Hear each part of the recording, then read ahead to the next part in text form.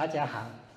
Firstly, of course, I'd like to thank Lake City for inviting me here to give a presentation of 1 hour, 15 minutes for you.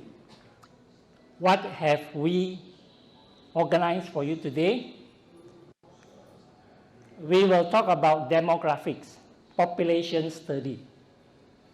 I love this subject. You can actually go to Google and you can type countries which are losing population. Most of the countries which are losing population are in Europe, developed nations. In Asia, Japan is losing population. It is estimated Japan, now about 126 million, in 20-30 years' time, it will have dropped to 100 million. And of course, I will explain a little bit about mega city and the definition of Greater KL. We will talk about today's market sentiment. What are people feeling? And possible future products which developers will offer. For those of you looking at investment, thinking of buying a house, what are the future products coming in? Number 3 is very important. Besides location, timing, and branding, this is one of our mantra. We have another mantra, equally important. Follow the infrastructure. Highways, MRT, LRT lines, etc. Of importance in today's talk, just only 2 weeks ago, there's an announcement, MRT3 will be up for tender in August.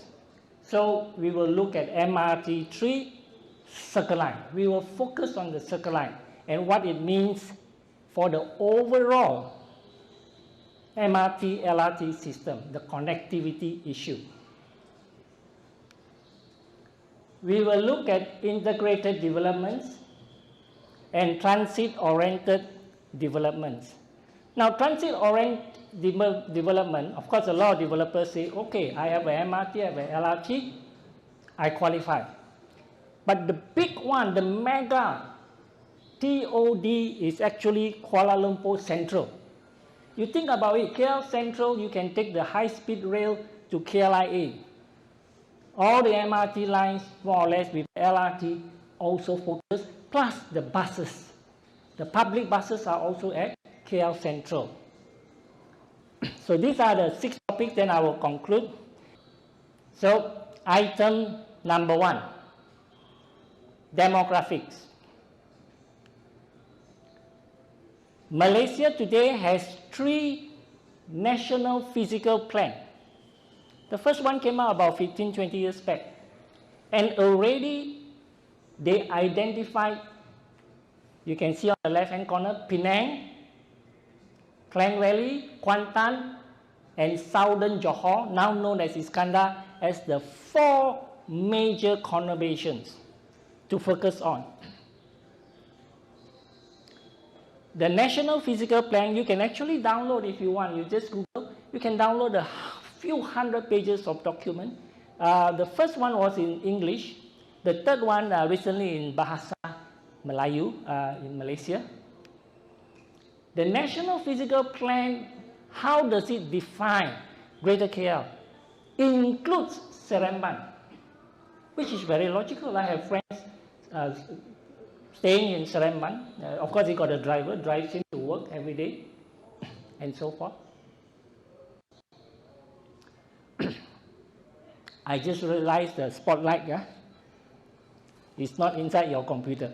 No, it's okay. Normally, this is a very, very unique one, but I think it's very clear, luckily. So I can't activate the spotlight. But nevertheless, you see, the National Physical Plan includes Seremban. Just to let you know. Now, we will look at some satellite images. 30 years ago, you wouldn't believe it. Just 30 years ago, we only have 3.5 million people. 3.5 million people. To do maps is very easy. But after 30 years, we got 10 million people, which is inclusive Klang Valley 9 million and Seremban about 1 million. In fact, the National Physical Plan 2 about 10 years back forecast Greater KL to have 10 million people last year, 2020. Statistics Department disagree. Statistics Department, you add up about 9 point something, not yet 10, almost there.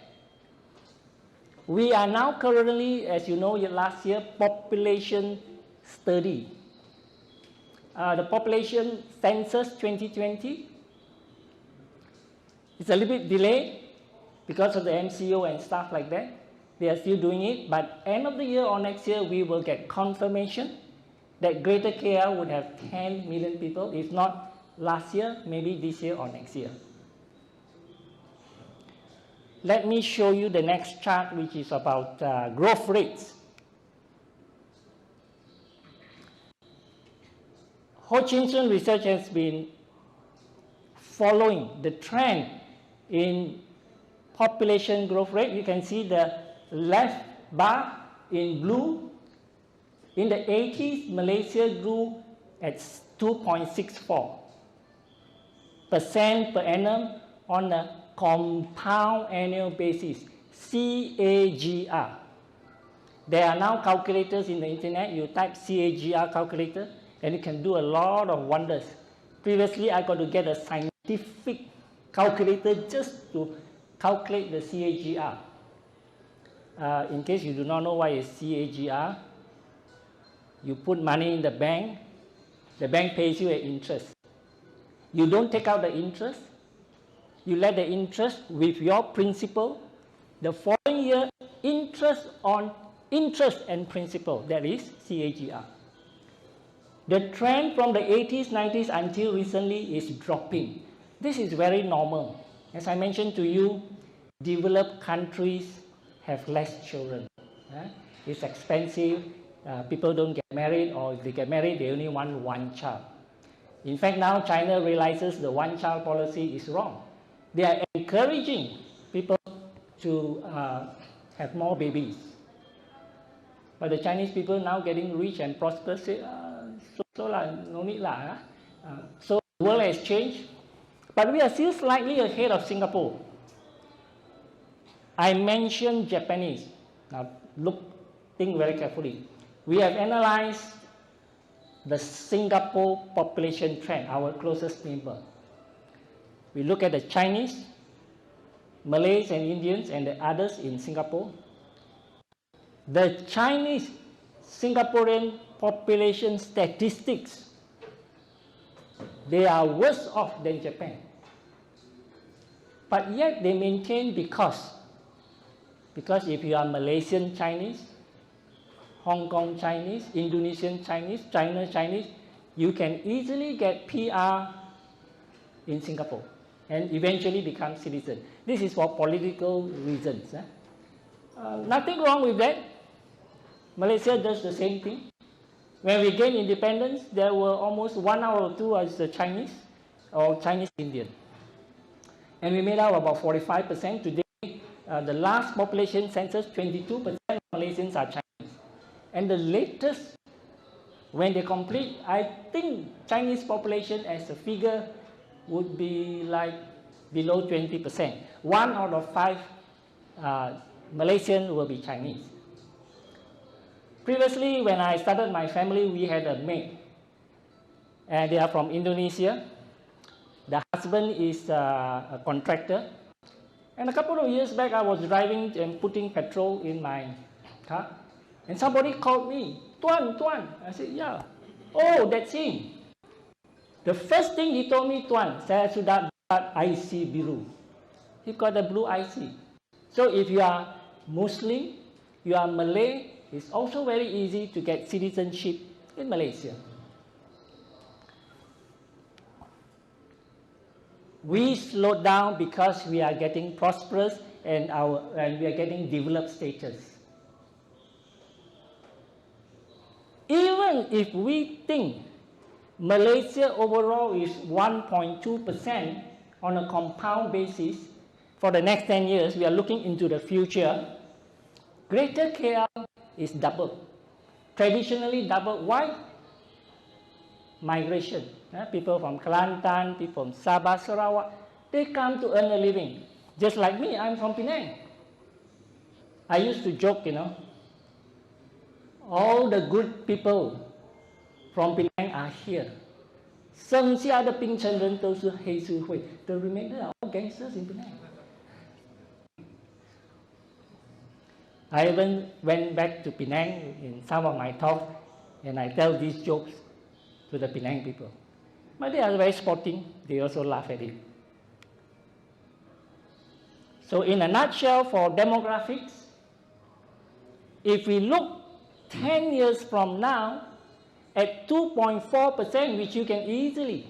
Now I notice a lot of you are taking pictures, don't worry. All these slides we have already given to the developer, Lake City. It's up to you whether you can persuade them to give you the slides. Up to you, huh? Or maybe in the broadcast list we'll send out a PDF. I don't know. That one you have to ask my boss, CEO. So, easily 2.7 million people are coming to Greater KL in the next 10 years. Question which you should ask yourself. Where are you going to put these 2.7 million people? This is interesting. We will proceed because this is not about population today. We will talk about market sentiment.